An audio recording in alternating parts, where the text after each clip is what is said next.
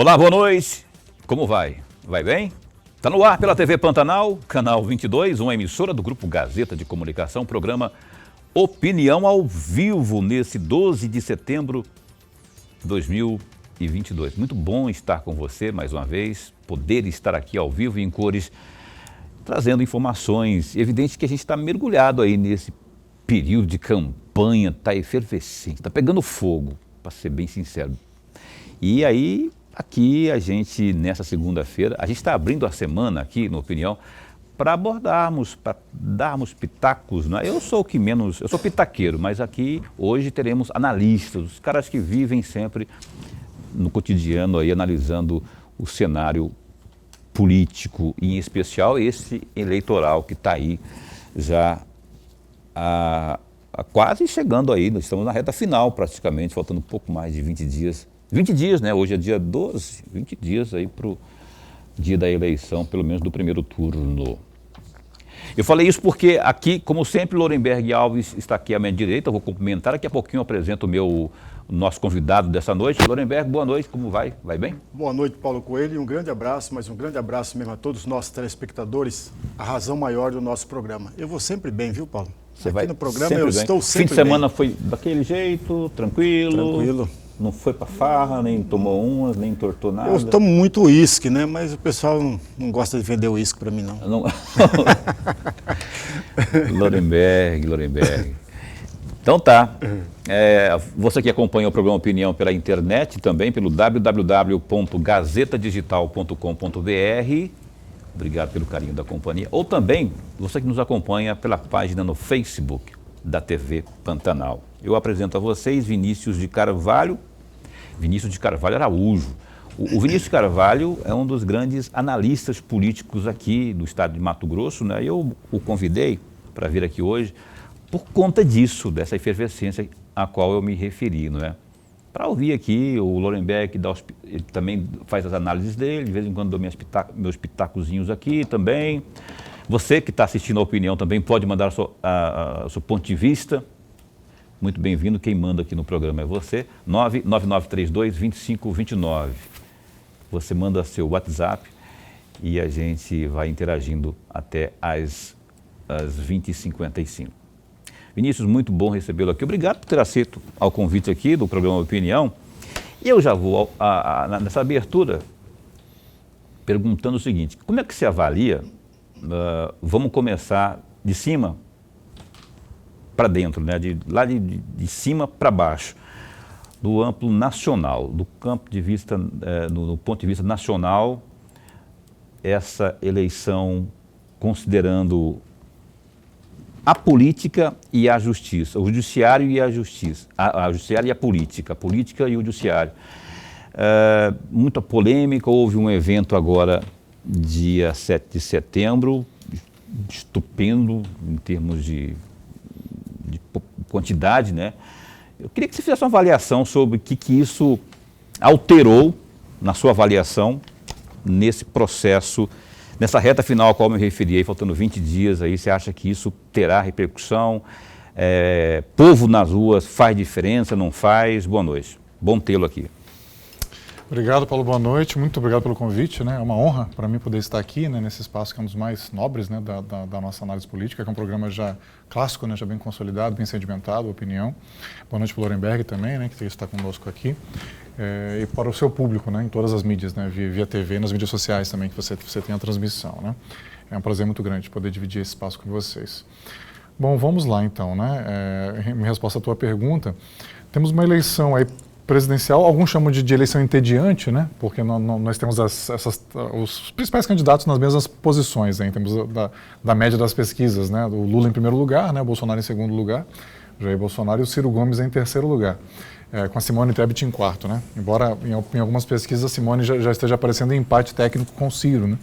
Com o Ciro Gomes. Já tem gente falando que a Simone pode ultrapassar o Ciro, né? Tem um pessoal mais animado aí.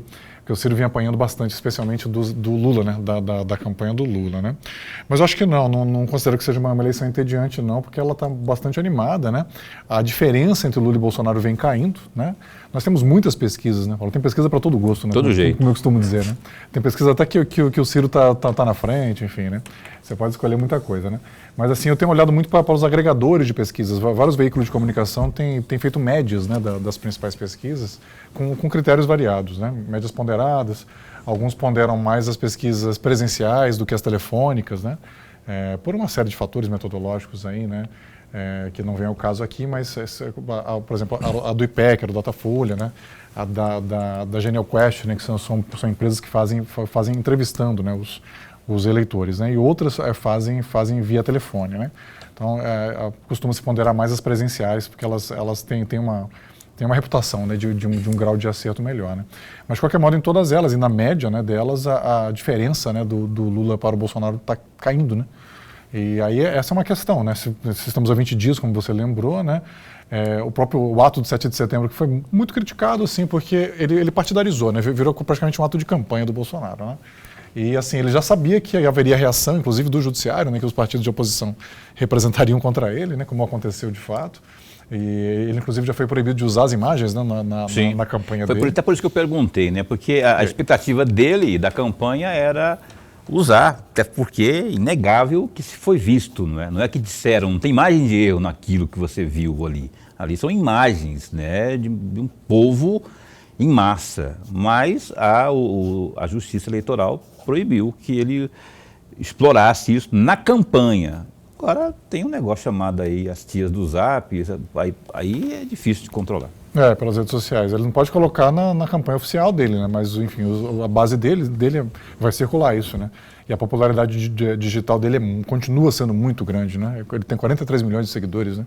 Somando todas as redes sociais do Bolsonaro, contra 14 do Lula, né? O Lula realmente é mais analógico do que digital, né? Enfim, mas ele já sabia que haveria esse atrito, né? Ele realmente quis se fortalecer, né? E assim, a diferença no IPESP, especialmente, está em 8%, né? E já tem gente atribuindo aos atos do 7 de setembro, que ele teria se fortalecido, né? Diante do eleitorado dele, especificamente, né? Uhum. E teria reduzido essa diferença com o Lula. Então, assim, vai ser uma eleição bem apertada. Tem gente que acha da chance do Lula ganhar em primeiro turno, né? A campanha do PT tem pautado isso, que eu acho um erro, né? Porque caso vá para o segundo turno já seria uma derrota, né? Enfim, né? Eu acho, primeiro turno, tentando um voto útil, tentando esvaziar especialmente o Ciro, né? Os eleitores do Ciro Gomes para migrarem para o Lula. Mas assim, eu acho que a probabilidade grande é de segundo turno, né? E aí é praticamente mais um mês de campanha, né? Porque o segundo turno é dia 30 de outubro desse ano. Donenberg, agora hoje, a diferente das outras vezes, você faz sempre pergunta, né? Agora eu vou jogar na mesa, aí você mata no peito, joga em você mata no peito e faz a sua jogada, aí, a sua análise. Essa questão decidida pelo Tribunal Superior Eleitoral, da Justiça Eleitoral, quanto ao Bolsonaro não usar as imagens do 7 de setembro, você atribui a quê? Você acha que está certo? O que você vê de fundamento nisso que foi decidido pela Justiça Eleitoral? O Dadá Maravilha, centroavante, se ele subir, parava no ar para cabecear, né? Segundo ele falava sempre. Para quem nunca... Ali mentia, hein?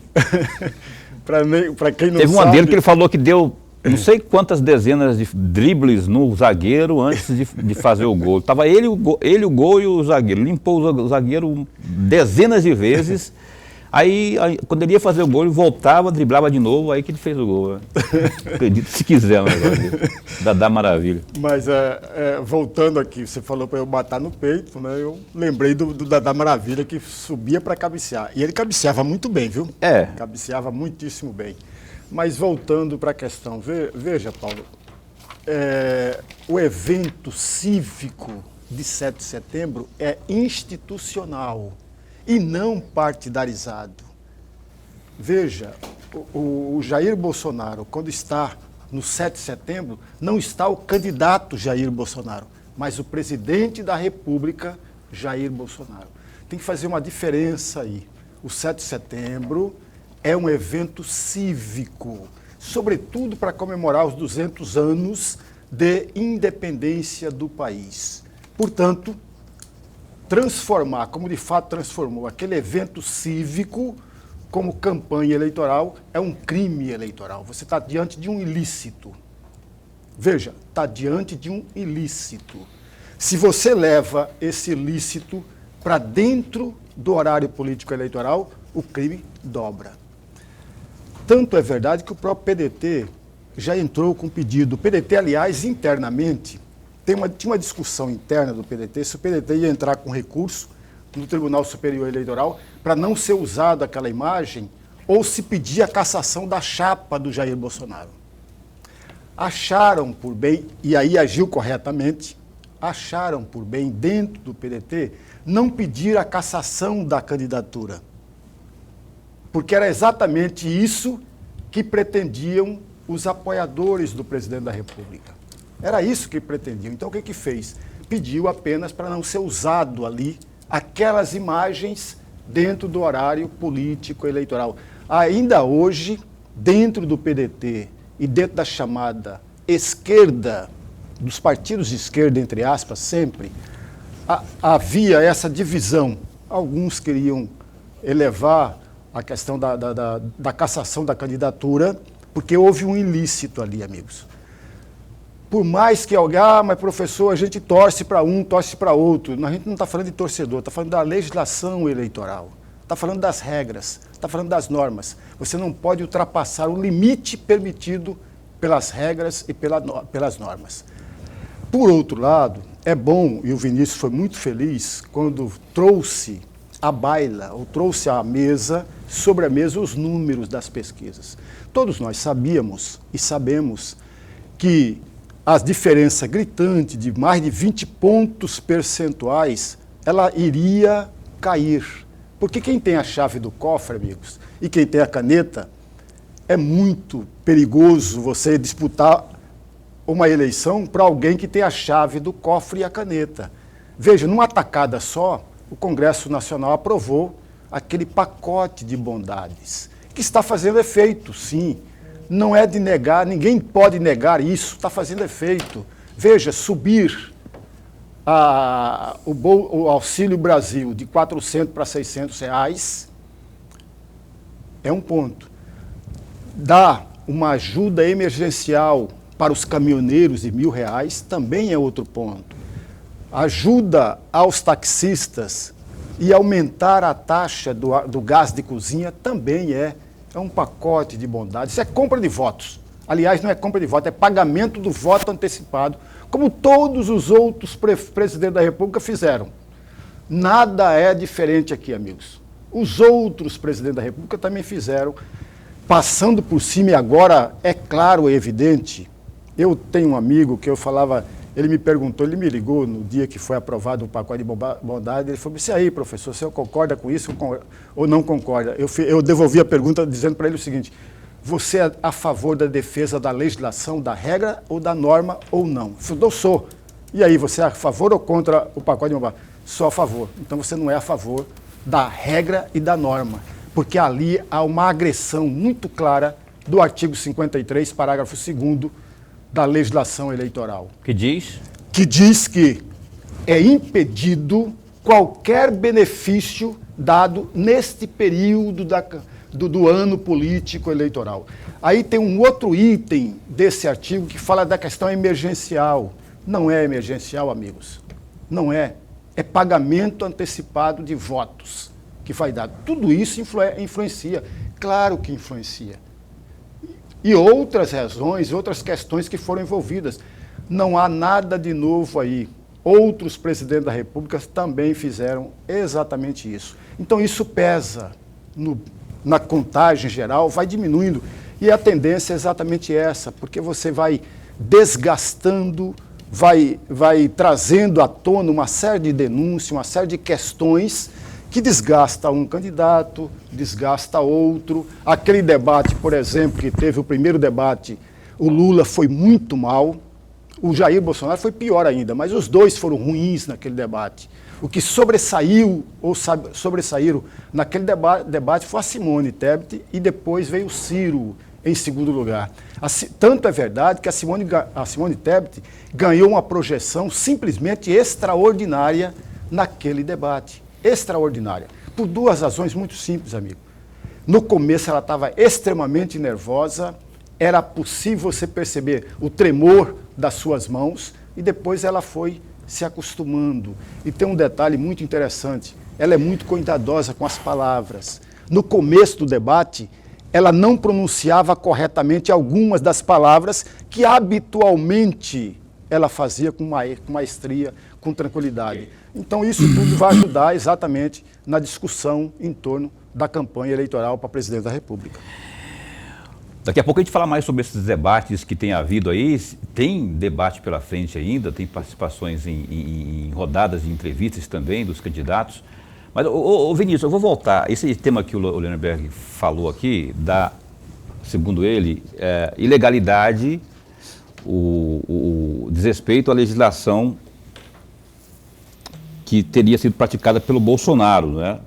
Nesse ato, como dizem alguns dos adversários dele, ele se apropriou do 7 de setembro, teria se apropriado do 7 de setembro. Agora, vou fazer aqui, eu tenho que fazer o contraponto aqui, porque aí, para ficar uma coisa assim, pelo menos para dar um gosto na discussão. Ele estava na condição de presidente da República lá no ato cívico, com faixa, com desfile, banda, fanfarra, estudantes e tudo mais. Despiu-se da faixa e foi para um outro evento paralelo, organizado por... Aí tem o agro, tem um monte de gente. E se me disserem assim, ó, isso aqui não foi contabilizado, isso aqui, quem foi que pagou, se tiver dinheiro público, aí sim eu concordo com a ilicitude. Caso contrário, meu caro, é muito chororô na minha avaliação. O cara aproveitou, o Lernerberg falou bem, todo mundo usou. Agora, se ninguém fez comício, vamos chamar de comício, né? Um ato paralelo, ninguém explorou isso, eu não posso me responder por eles. Agora, o ato foi organizado, até onde eu sei, pelos empresários, pelo pessoal do agro, os apoiadores e tudo mais, e houve o chamamento do presidente. Ele chamou. Depois confirmou-se naquela multidão toda, há quem diga, eu vi o rapaz da Jovem Pan e também da CNN apontarem mais ou menos 900 mil pessoas lá.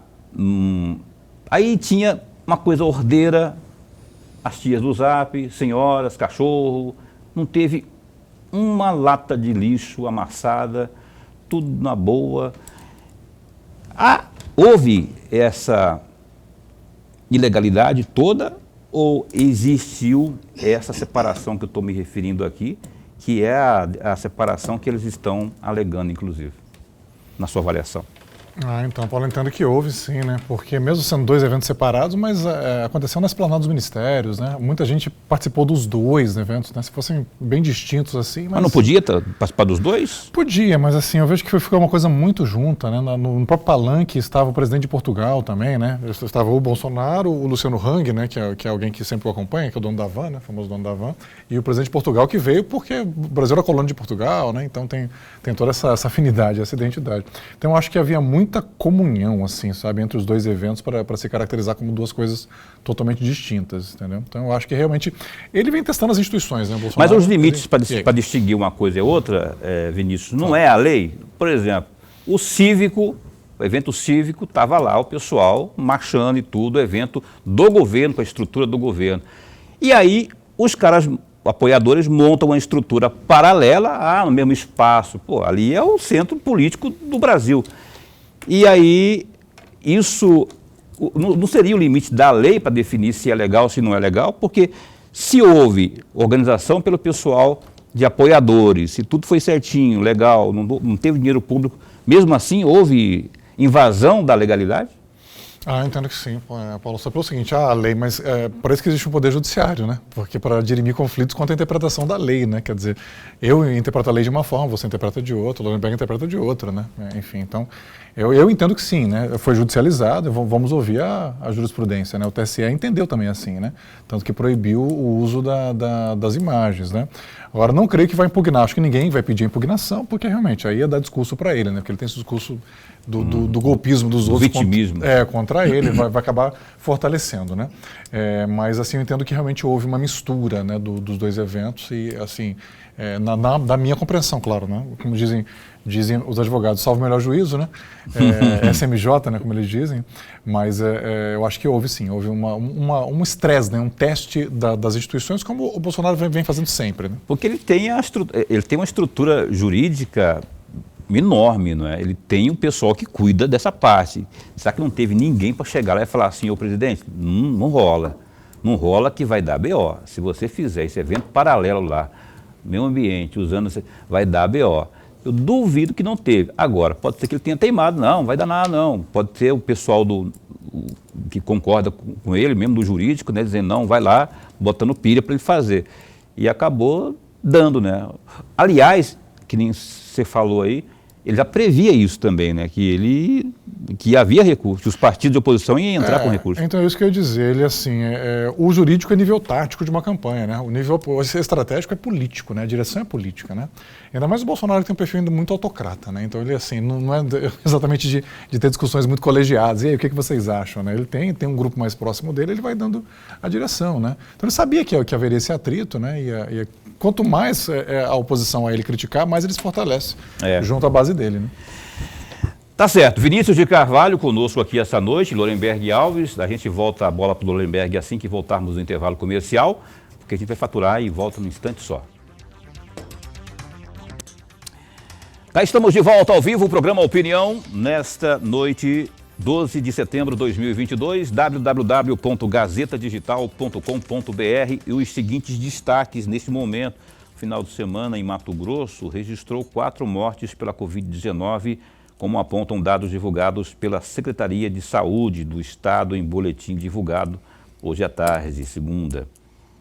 De acordo com o painel epidemiológico, que foi atualizado pela pasta, o Estado de Mato Grosso passou a contabilizar 835.228 contágios, dos quais 15.231 casos as pessoas infectadas, infelizmente, não resistiram às complicações da doença. Além disso, 203 pessoas em isolamento domiciliar devido à doença, 203 pessoas estão em isolamento domiciliar, no caso, né?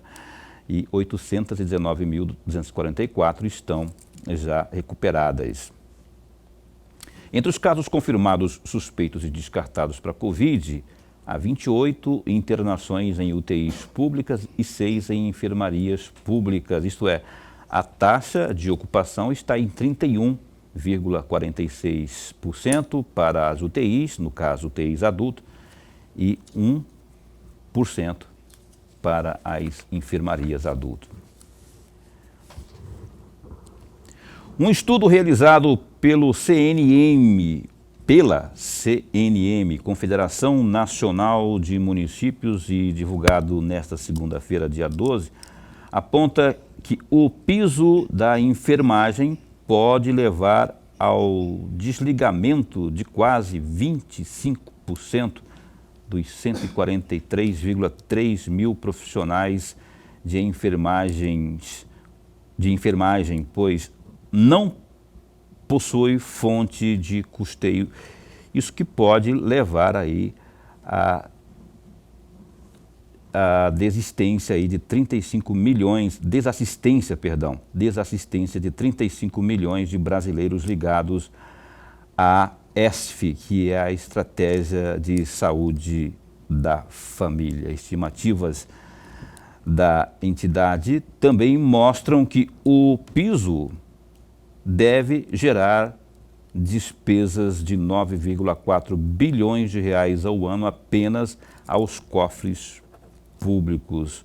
O CNM afirmou durante coletiva de imprensa realizada nesta segunda-feira que a regra foi instituída sem o governo federal indicar ou prever fontes de recursos financeiros para custeá-lo. Mais detalhes aí no Gazeta Digital, www.gazetadigital.com.br. Eu não sei a atualização agora desse placar lá, mas estava... Você sabe, Lorenberg, como é que estava isso lá?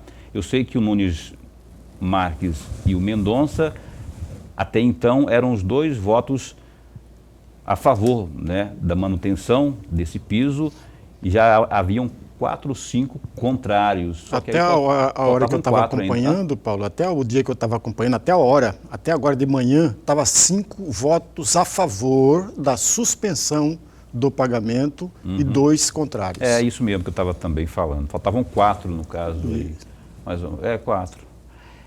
Enfim, eu torço pelo pessoal da enfermagem, né? E aí entra aquela história também, Lorenberg Alves.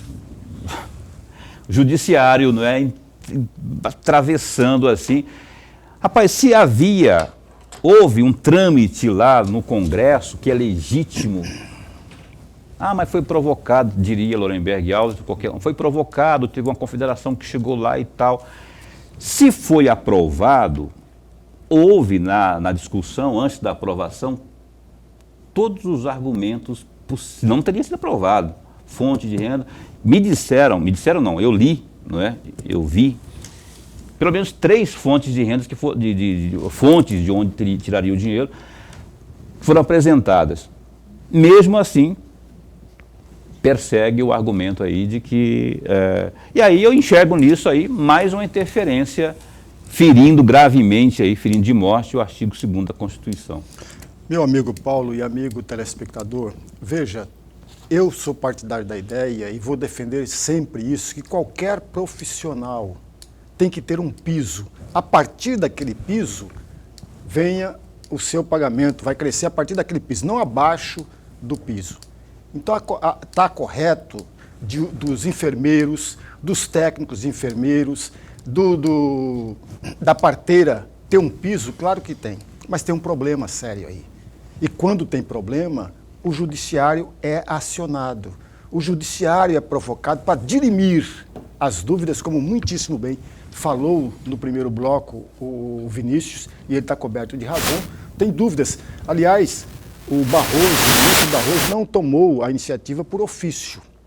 Ele não agiu por conta própria, para ser mais claro ainda.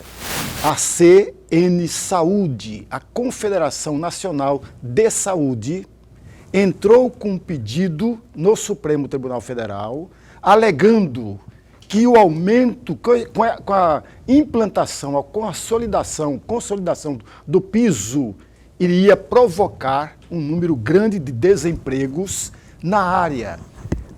Hospitais, municípios não tinham como bancar essa despesa toda. É a argumentação, não minha, a argumentação da CN Saúde.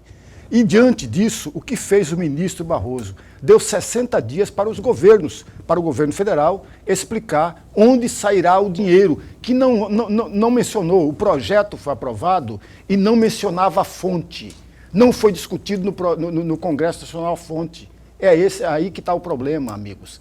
O Paulo tem razão. Quando você apresenta um projeto e apresenta as fontes, apresenta todo o estudo, é uma coisa muito diferente. Nesse caso, não houve nenhum estudo, não houve nenhuma discussão por parte do Congresso Nacional. Então, tudo que aparece no Congresso Nacional não é que foi aprovado pelo Congresso Nacional, que é o representante de todos nós, é que deve ser aceito ou fortalecido colocar em evidência. É para isso que serve o Judiciário. Então, dá 60 dias de prazo, leva para o plenário, como está ocorrendo, levou para o plenário e o plenário está decidindo. A tendência é o plenário decidir pela suspensão do pagamento até que haja, de fato, um estudo técnico para avaliar todo esse cenário. Tá certo. Ô Vinícius, ainda com essa questão do judiciário, né? Eu não queria seguir nessa linha, mas É mais uma situação, fui provocada por conta da notícia aqui que está no Gazeta Digital. Eu falei do artigo 2º que prega lá a autonomia dos poderes, né, e o respeito entre si, a harmonia entre os poderes, né. E aí quando acontece algo disso, aí o Lourenberg falou bem, falou, mas não foi de ofício a decisão do Barroso, né. Mas aonde que entra o Ministério Público nisso tudo? E outra coisa, essa seria uma das situações, né? No contexto que a gente já estava falando no primeiro bloco, como é que você avalia isso? Também, ministro Barroso ou qualquer um dos outros 10, ninguém teve votos, exceto um que foi o presidente que os nomearam, né? Os presidentes que os nomearam. Mas eles não tiveram votos assim. E aí, quando você tem um trâmite todo, onde há duas versões, essa que o Lourenberg falou, que ninguém apontou fonte, que não dá onde que tira, e há os próprios órgãos representativos e o próprio Congresso dizendo, não, isso aqui foi discutido aqui sim, e que já está previsto aí, inclusive estão falando até de tirar dinheiro de bingo lá, para uma das fontes seria para custear isso aí. Está havendo intervenção? O que você avalia isso aí? Ou está todo mundo no seu quadrado? Eu enxergo intervenção, porque quando você não respeita um poder, quando ele toma decisão, isso é invadir o território alheio. Qual que é a sua avaliação sobre esse aspecto aí, na conjuntura? E aí não é só disso, né? No contexto nós estamos falando também aqui, né? Porque parece que tem uma queda de braço de lá e de cá. Então, Paulo, de forma geral, assim, em alguns momentos tem havido ativismo judicial, né? O que se chama de ativismo judicial. O judiciário tem atuado como poder moderador mesmo, né? No processo político. Inclusive em relação a candidaturas, né? Fulano é candidato, fulano deixa de ser candidato, enfim, né? Tipo, coloca fulano no jogo, coloca o Lula de volta, tira o Sérgio Moro, enfim, né? Reorganizando, né? Aqui no estado também com o caso do Nery Geller, né? Que está bem notória também essa situação. Hoje ele teve uma vitória também polêmica, né? Quer dizer, a politização dá vale para os dois lados, né? Pode ter tido lá em Brasília e pode ter tido aqui também, né? Hoje ele acabou revertendo e conseguiu aprovar a registro de candidatura dele aqui no TRE de Mato Grosso, né? Então existe ativismo judicial, existe. O judiciário tem um projeto de poder, sim, né, próprio. Exerce o poder moderador que não está na nossa Constituição, você bem lembrou. Nossa Constituição traz os 3 poderes da República só, né? Executivo, Legislativo e Judiciário, independentes e harmônicos entre si. Ok. Mas nesse caso, não. Eu acho que nesse caso eles exerceram o controle de constitucionalidade. Bom, porque assim, os 3 poderes exercem controle de constitucionalidade. O presidente exerce na sanção ao veto. O presidente ele pode, se ele discordar por inconstitucionalidade ou por interesse público, às vezes está perfeitamente legal, mas ele fala, não, eu vou vetar. Aí o Congresso pode derrubar o veto, né? Esse é o rito. O Judiciário também. Magistrados de juiz de primeiro grau exercem controle de constitucionalidade, o chamado controle difuso, né? Que é espalhado por todos os lugares, né? Se um juiz entende que é inconstitucional, ele não julga por aquela lei. Eu entendo que essa lei é inconstitucional, ou esse artigo específico é inconstitucional, eu não vou julgar por ela, né? Então vários declaram, vários fazem um controle de constitucionalidade, né? E cabe ao Judiciário esse papel. Em relação ao fato de não serem eleitos, realmente, a legitimidade deles vem do presidente que indicou e, sobretudo, do Senado, né? O Senado faz a sabatina e elege, né? Uhum. A Comissão de Constituição e Justiça assiste a sabatina e vota, né? Ali e vai a plenário. Todos os senadores acabam votando. Então, nesse caso específico, eu acho que realmente era uma norma ineficaz, né? Você pode alegar, mas nesse momento eleitoral querem impedir que suba, né, o piso, né, da enfermagem para não favorecer o presidente, né? Mas também é correto uma norma entrar em vigor nesse momento? Quer dizer, você tem os dois lados aí, né? E lembrando que essa confederação que o Lourenberg citou, ela representa os hospitais privados. Lá também eles estão tendo dificuldade, não é só na rede pública, né? Não é que eles estão tendo dificuldade em pagar, mas também os hospitais privados estão enfrentando dificuldade em cumprir de imediato esse novo piso, né? Tá certo.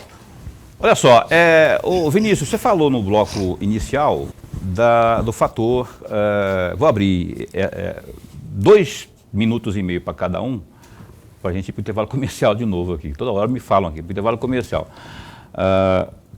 Pesquisas, não é?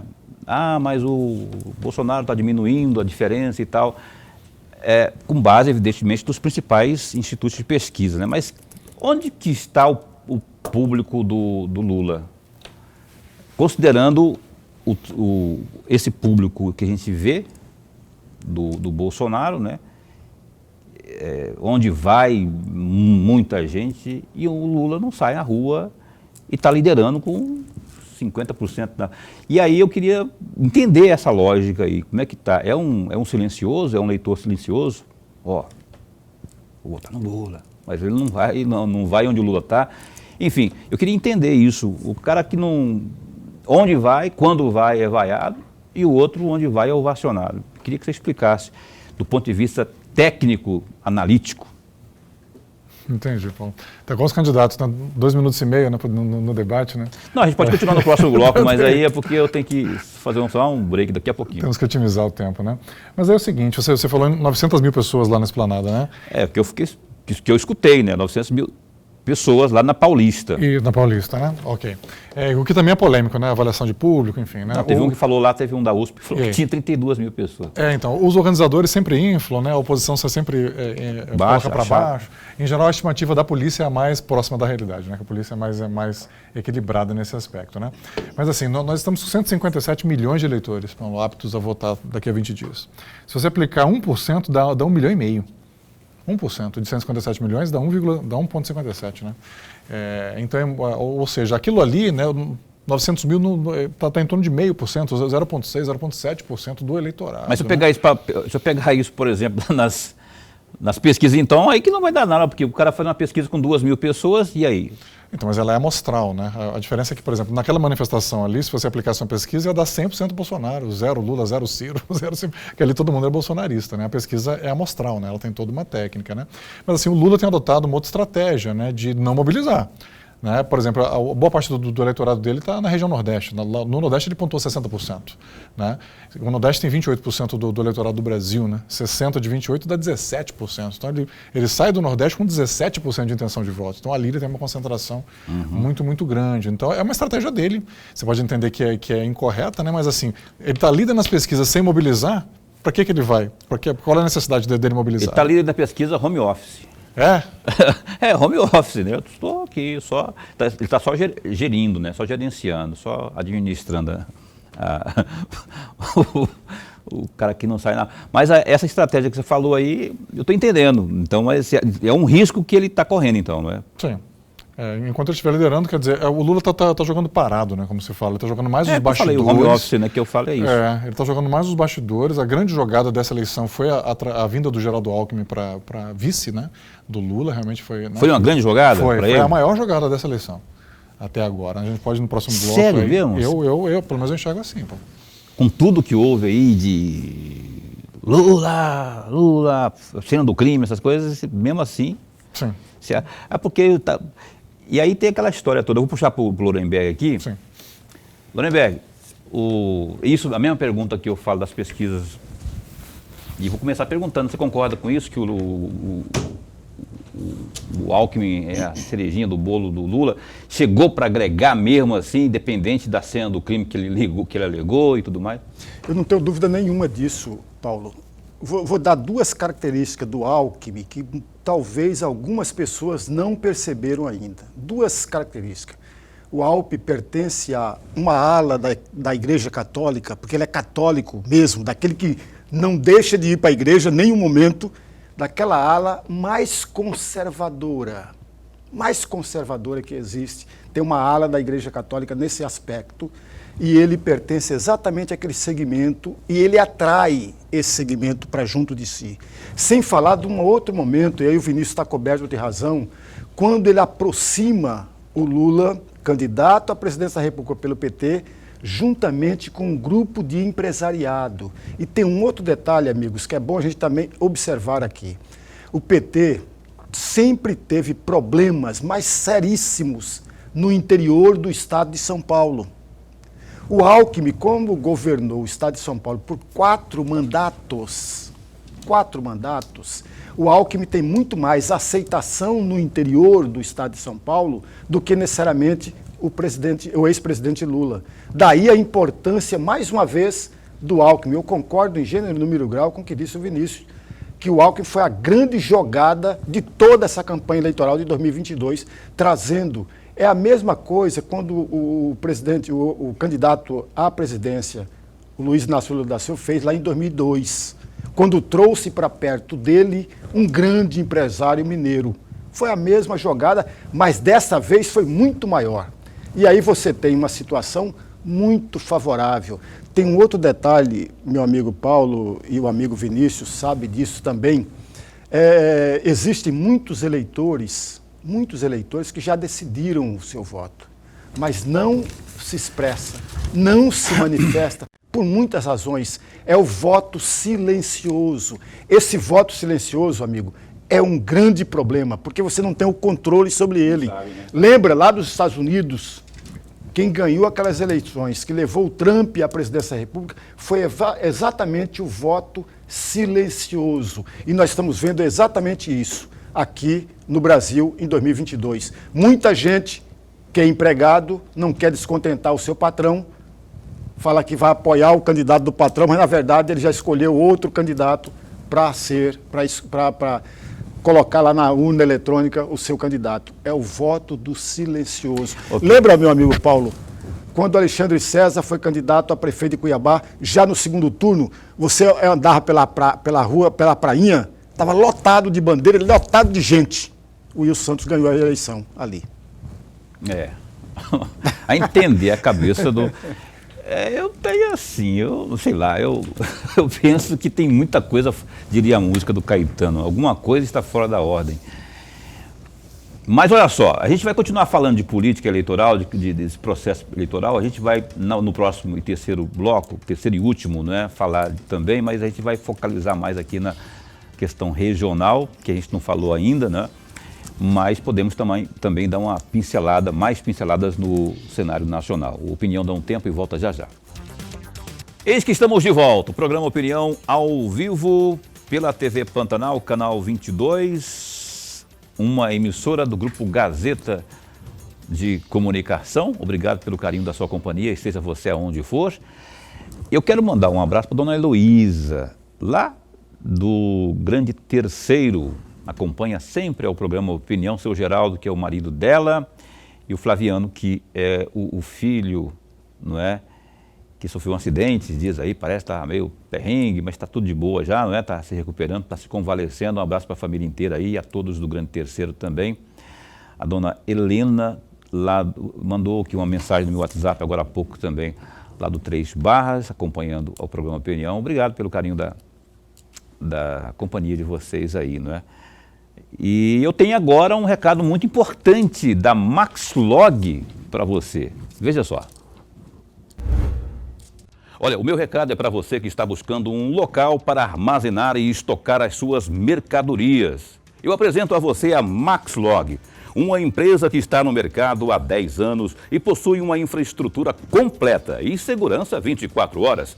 Atualmente, a Maxlog conta com 3 unidades em Cuiabá e uma unidade em Goiânia. Sua infraestrutura de galpões possui 167 mil metros quadrados de pátio e 55 mil metros quadrados de área coberta. A Maxlog tem como diferencial a oferecer aos seus clientes os seguintes serviços: monitoramento 24 horas por dia, portaria, serviços de carga, descarga para cargas batidas e paletizadas, sistema de pesagem de balança, banheiros e restaurante. A Maxlog também oferece serviços temporários de carga e descarga e ainda armazenamento. Agende a sua visita a Maxlog pelo 65 3611 6900. Maxlog, excelência em logística.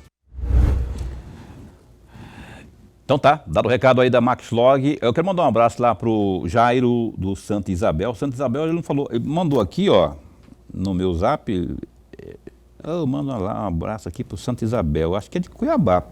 O Jairo é de um grupo no qual eu tô, e ele mandou aqui, tá assistindo ao programa, mandou até fotinha aqui, o programa Opinião. O Jairo e eu também marquei mais algum nome aqui que... Ah, tá. O Luiz Carlos, lá do Dom Aquino, que está mandando aí mandar um abraço para a filhinha dele, a Fabiane, que faz aniversário hoje. Parabéns aí para a Fabiane. E obrigado, Luiz Carlos, também ao pessoal do Dom Aquino. o cenário nacional já foi abordado aqui e o estadual, hein, meu caro Vinícius, podemos dizer que, tendo como base essas pesquisas que estão sendo divulgadas aí, em todas o atual governador candidato à reeleição aparece em disparado. Teremos um turno só aqui, ou a Márcia Pinheiro ainda pode encontrar fôlego para dar uma canseira aí, provocar um segundo turno aí? Como é que você avalia isso aí? Eu tenho cá comigo que essa pode ser a campanha mais fácil da vida de Mauro Mendes. O que você pensa disso aí? Mais fácil? Em 2018 ele ganhou já com 58%, né, dos votos válidos, né? Para ser mais fácil tem que ser mais do que isso, né? Se for 60, 65, né? É possível, Paulo, assim, porque realmente ele é favorito, Mauro, né? Assim, ele fica nessa faixa de 55, 60% dos votos válidos, né? E aí eu vejo a Márcia chegando nos 20, 25, assim, com uma certa facilidade, né? Até pela liderança que eles têm aqui em Cuiabá, né, e acaba projetando na região metropolitana. Eu acho que ela tem chance de ganhar em Cuiabá, eu sempre falo isso. Vai ser muito disputado, vai ser muito parelho, o Mauro tem chance de ganhar. Da outra vez o Mauro abriu 50 mil votos, né, aqui em Cuiabá ele ganhou com 50 mil votos a mais que a soma dos demais, né, ele tinha saído da prefeitura e tal. Mas a Márcia tem essa condição, pela liderança do Emanuel, né. Claro que ele está encontrando dificuldade porque a boa parte dos candidatos a deputado federal e estadual estão com o Mauro, né. Então, como essa foi uma candidatura definida de última hora, enfim, isso prejudica, né? Porque eles que fazem o chão de fábrica das campanhas são os candidatos a estadual e a federal, né? Especialmente a federal, a maioria dos candidatos mais fortes está com o Mauro, né? Só a Rosaneide, o Emanuelzinho, praticamente os candidatos mais competitivos que estão com a Márcia, né? Mas ela tem essa condição, né, de chegar em 20, 25%, e o pastor, né, Marcos Ritella, lá, né, do PTB, né, que também é candidato, que é mais ligado aos bolsões aí mais radicais do bolsonarismo, né, como eu costumo dizer, ele tem condição de chegar nos seus 10, 12%, talvez 15%, né, aí indo um pouco longe, né. Mas aí, somando isso, você chega em 35, 40%, né, quer dizer, não chega a ameaçar realmente a liderança do Mauro, né. Eles teriam que entrar no eleitorado do Mauro, rachar esse eleitorado do Mauro para poder forçar um segundo turno, né, e tornar a eleição um pouco mais competitiva. Então, eu acho difícil. Acho que realmente caminhamos para um primeiro turno, como costuma ser a tradição, né? Nunca tivemos segundo turno em Mato Grosso para governador, né? Já tivemos para prefeito de Cuiabá em algumas ocasiões, né? Mas para governador nós nunca tivemos. Há uma tendência, né, de apoiar o candidato mais forte, né, para evitar o segundo turno, especialmente esse, que é um segundo turno longo, como eu disse, né? É um segundo turno aí de 28 dias, né? É quase um mês de segundo turno, né? Porque ele vai acontecer no dia 30 de outubro, se houver, né? E assim, ou seja, 28 em cima de 45, né? Que é essa campanha de primeiro turno, é uma campanha de 45 dias, né? 45 com algumas deduções, né? Que naquele comecinho ali, até criar um CNPJ do candidato, abrir conta e tal. O tempo útil de campanha é mais uns 35, 40 dias, né? O Lorenberg, eu penso, a mesma pergunta que eu fiz para ele, agregando aí uma opinião, um pitaco meu aqui. Eu penso que o digníssimo Emanuel Pinheiro, eu não quero usar a palavra covardia, mas eu acho que ele não foi feliz ao colocar a mulher dele numa briga que é dele, que seria em tese dele, Emanuel. Os olhos vermelhos de sangue são do Emanuel, não são da Márcia. Ela colocou a Márcia lá, mas aí tem todo, não é? Você não acha que a Márcia foi colocada nunca disputou nada, não é? E está fazendo bonito. Ela sempre foi uma excelente primeira gestora, vamos chamar assim, embora não tivesse ocupado o cargo, da área social, né? Ela sempre coordenou a área social de Cuiabá, com vários avanços aí.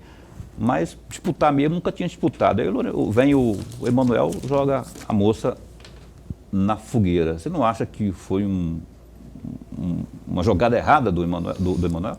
Paulo, foi uma candidatura construída, entre aspas, porque não foi construída, foi colocada de última hora. Mas apostou-se muito, e apostou muito, na força que vinha do PP e do PSD.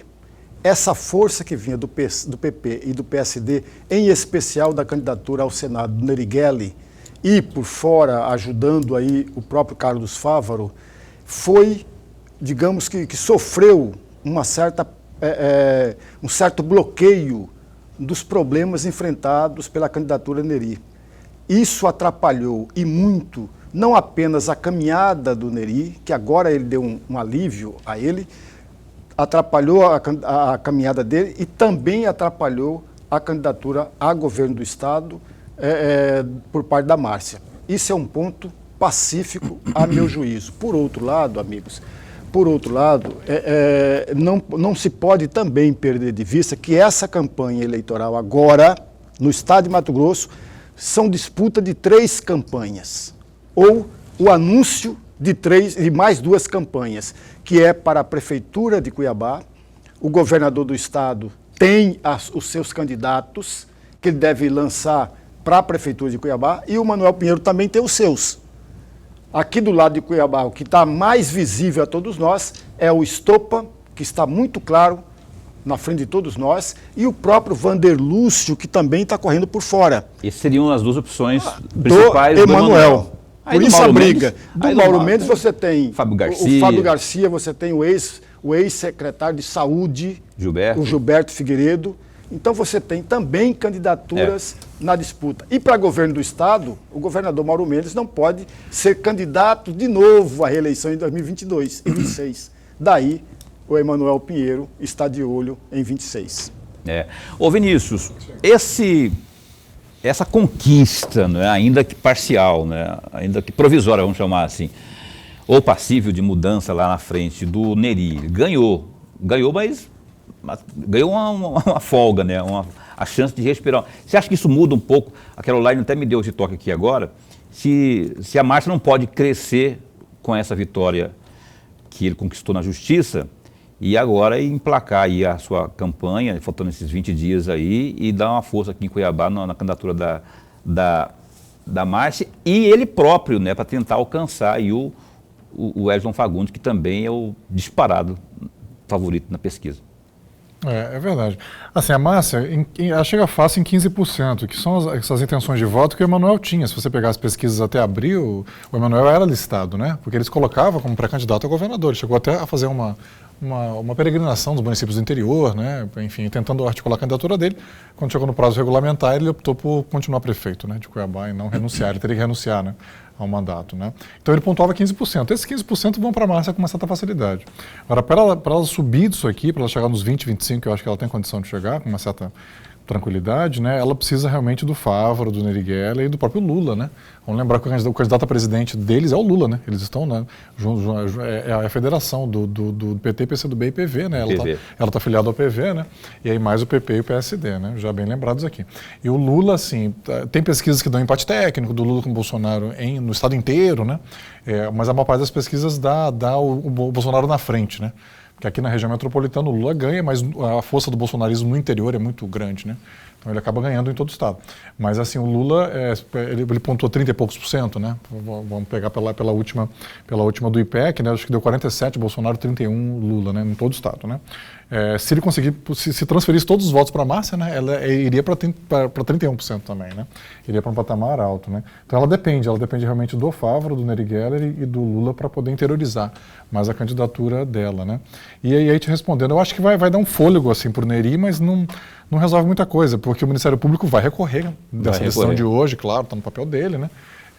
E vai subir para o TSE, os processos deverão ser apensados, né? O que já está lá, né? O que já houve a decisão. Mais complicado. E assim ele vai ficar com uma candidatura machucada, né? Então, talvez ele encurte essa distância para o Wellington, mas vejo dificuldade numa virada aí. É como subir o Morro de Santo Antônio com uma geladeira nas costas. É muito complicado correr nessa disputa eleitoral com esse tipo de problema na cacunda aí, o senhor Nery Geller, que vai ter que suar bastante para tentar reagir, né? Porque a diferença do Wellington Fagundes é muito grande. O Lorenberg, 1 minuto para encerrarmos o programa de cada um, né? Eu queria que você me falasse, no bate-bola que eu vou, 1 minuto e meio. Eleições para presidente da República. Se tiver um turno só, quem ganha, ou se você acha que vai dar 2 turnos, como é que está na sua cabeça aí essa definição aí que você acha que está? Está mais para quem aí? Paulo, eu não vou adivinhar, porque eu não... Não, é palpite, não estou pedindo para você adivinhar, não, palpite, né? Para você ver, feeling. Se a gente procurar, como nós fazemos, analisar todas as pesquisas que vêm saindo, todas as manifestações, todos os erros e acertos de cada um dos candidatos, essa eleição, se fosse hoje, o Lula seria candidato vitorioso nas eleições. Se a eleição fosse hoje, ainda faltam 20 dias. Numa campanha eleitoral, amigos, sobretudo para a presidência da República, muita coisa pode acontecer. Mas se a eleição fosse hoje ou amanhã, o Lula seria o vitorioso. Não é a torcida do Lorenberg que eu quis puxar, quem que se acha que vai... Mas assim, é uma análise, ele é analista, não é? E não é... quero fazer maldade nem com ele e nem com o caríssimo aqui, que eu vou fazer a mesma pergunta, assim.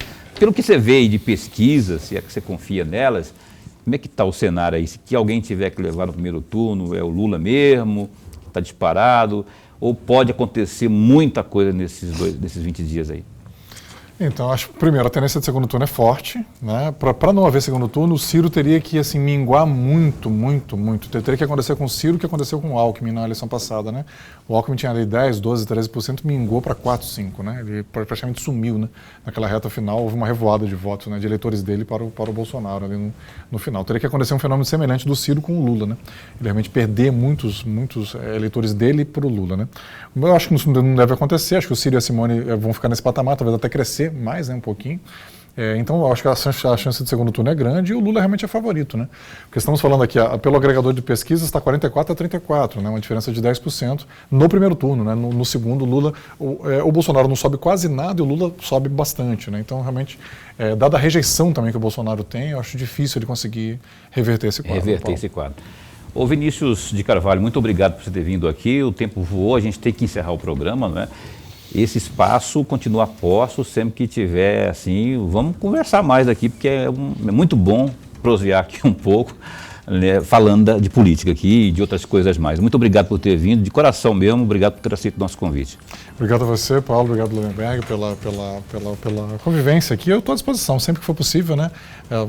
Será um prazer estar aqui com vocês e com o público, né? Um abraço, boa noite e até a próxima. Boa noite. O Vinícius, inclusive, cancelou um compromisso, trocou a agenda para vir aqui. Eu fiquei lisonjeado com isso aí, obrigado de verdade aí. Lorenberg, a gente se encontra amanhã, então, não é? Amanhã, até amanhã. Eu convidei aqui o diretor Mauro, do TRE, o Mauro Sérgio, né? E estamos prevendo que ele venha aqui amanhã para a gente falar também dessa questão do pleito eleitoral 2022, às 7h55 da noite. Até lá, fica bem, fica com Deus também.